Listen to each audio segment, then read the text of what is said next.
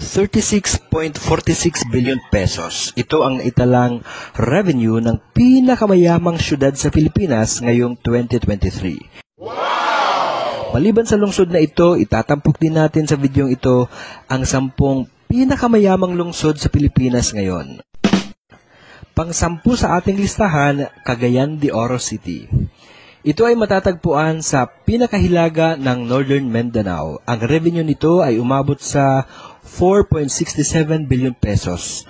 Turismo ang pangunahing pinagkukunan ng yaman nito na malaki ang ambag sa paglago ng kanilang ekonomiya. Isama pa ang maliliit subalit napakaraming local enterprises na malaki ang pakinabang sa paglago ng kanilang ekonomiya. Ang Cagayan de Oro City ay tinuturing na regional center at logistics hub ng Northern Mindanao. Pang-9 sa ating listahan, Calamba City. Kilala ang lungsod na ito dahil sa kanilang natural springs o bukal dahil sa lokasyon nitong malapit lamang sa Mount Makiling na matatagpuan lamang 54 na kilometro sa timog ng Maynila.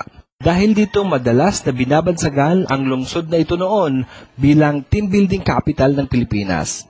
Sa pagtatapos ng taong 2021 noon, ang revenue nito ay umabot sa 4.69 billion pesos. Noong 2014, ang Calamba City ay ginawaran bilang richest city sa Calabarzon ayon sa Commission on Audit. Dahil nakapagdala ito noon ng revenue na aabot sa 2.5 billion pesos. Ang pangunahing pinagkukunan ng yaman ng lungsod ay nagmumula sa manufacturing, economic plants, tourism, agriculture at services. Maraming mga manufacturing at economic plants ang matatagpuan sa mga barangay tulad ng Canlubang, Real, La Mesa, Milagrosa, Makiling, Punta, Barandal, Batino at Bresa.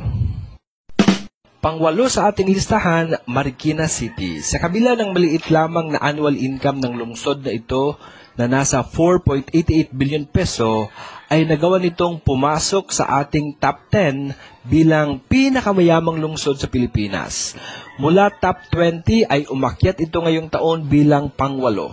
Bukod sa pagiging show capital nito sa Pilipinas, marami na rin sa lungsod ang business establishments at mga kumpanyang mas piniling dito magbukas ng negosyo. Nagsilbing sentro ng komersyo ang riverbanks kung saan dito matatagpuan ang maraming mga pamilihan at shopping malls. Ang Fortune Avenue nito ay kilala dahil sa malalaking kumpanyang narito kagaya na lamang ng Fortune Tobacco, Philip Morris at iba pa.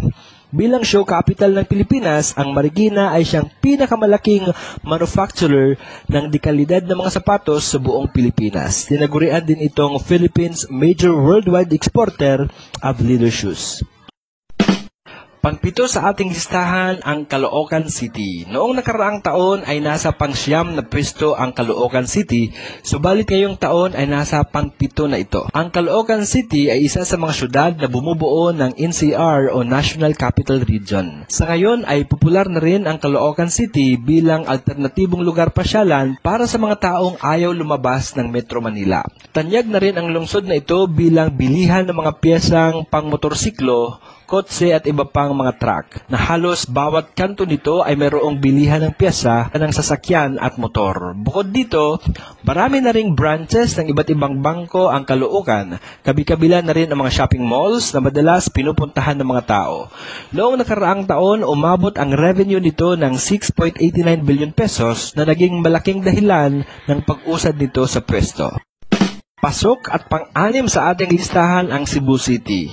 Nananatiling pang-6 sa listahan ang Cebu City mula noong nakaraang taon. Ang Cebu City ang pinakamatandang lungsod sa bansa at siya rin ang pinakaunang kapitolyo ng Pilipinas bago pa ang Maynila. Isa ang turismo sa mga nagpapaangat sa ekonomiya ng Cebu City. Matatagpuan dito ang magagandang isla, white sand beaches, mamahaling mga hotel at resorts, mayroon din itong diving locations at mga heritage site na patok hindi lamang sa mga lokal na turista kundi maging sa mga banyaga. Ang real estate ay mabilis ding umusad sa lungsod. Dahil na rin sa tatag ng ekonomiya nito, maraming mga investors dito ang pinipiling magtayo ng mga condominiums at iba pang commercial establishments. Nangunguna rin ang Cebu pagdating sa makabagong teknolohiya. Sa katunayan, naging pang-8 ang Cebu sa buong mundo sa Top 100 BPO Destinations Report noong 2013. Ang naging revenue nito noong nakaraang taon ay umabot sa 7.88 billion pesos.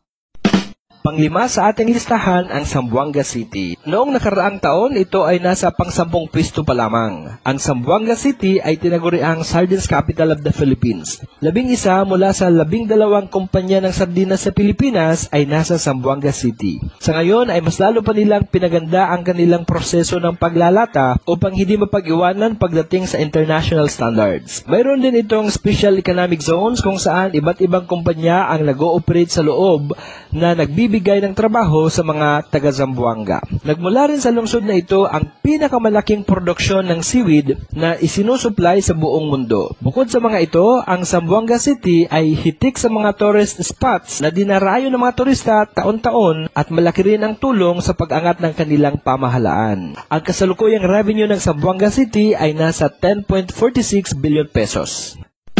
Pang-apat sa ating listahan, Manila City. Mula sa pangatlong pwesto noong nakaraang taon ay nasa pang-apat na lamang ang Manila City sa listahan ng pinakamayamang lungsod sa Pilipinas ngayong taon. Hindi nangunguna ang Maynila sa listahan ng mayayamang syudad sa Pilipinas sa kabila ng pagiging kapitulyo nito sa bansa. Subalit hindi naman nakakapagtaka na isa ito sa pinakamayamang lungsod sa bansa dahil halos lahat ng mga mahahalagang aksyon at kaganapan sa bansa ay nasa Maynila.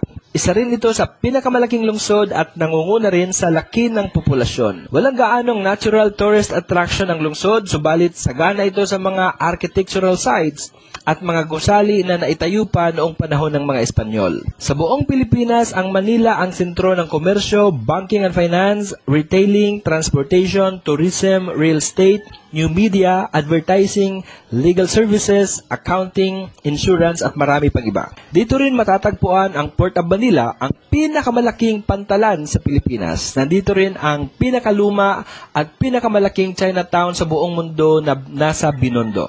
Nasa Manila rin matatagpuan ang bilihan ng kung ano-anong mura ang Divisoria. Ang Manila din ang pangunahing publishing center ng Pilipinas. Sa kasalukuyan, ang revenue ng Manila ay nasa 13.13 billion pesos. Pangatlo sa ating listahan ang Pasig City. Mula sa pang-apat ay pumangatlo na ang Pasig City ngayong taon sa pinakamayamang lungsod sa Pilipinas. Hindi nakakapagtaka na pumasok ang lungsod na ito sa ating listahan dahil umabot ang revenue nito ng 20.03 billion pesos. Kagaya ng Makati, ang Pasig City ay may sariling business district, ang Ortigas Center, kung saan matatagpuan ang mga naglalakihang office buildings, commercial at business establishments, mga eskwelahan, at ilang minuto lamang ang layo nito mula sa mga popular na shopping malls sa Metro Manila. Dito rin matatagpuan ang head office ng Integrated Bar of the Philippines. Dito rin dati ang headquarters ng Philippine Stock Exchange at kung ano-ano pa. Ilan lamang ito sa mga dahilan sa naging paglago ng ekonomiya ng Pasig City. Pasok sa pangalawa sa ating listahan ang Quezon City. Mula naman sa pagiging number 1 noong nakaraang taon ay bumaba sa pangalawang pwesto ang Quezon City sa pinakamayamang lungsod sa Pilipinas ngayong taon. Ang Quezon City ay naging kapitulyo ng Maynila sa loob ng 27 taon. Ang net worth ng lungsod sa kasalukuyan ay nasa 31.91 billion pesos. Bukod sa mga establishmento at mga kumpanya, matatagpuan din sa Quezon City ang marami pang mga ahensya ng ating gobyerno tulad lamang ng Sandigang Bayan, Commission on Audit at House of Representatives. Dito rin matatagpuan ang dalawa sa pinaka-prestihiyosong universidad sa bansa, ang Ateneo de Manila University at University of the Philippines. Kaya naman malaking dahilan din ito sa napakaraming condominiums at business establishments sa lungsod. Bukod sa pagiging malapit nito sa MRT at LRT Cubao stations, ang DMCI Homes Condominiums ay malapit din sa Quezon City Circle, UP Diliman at Green Hills Mall.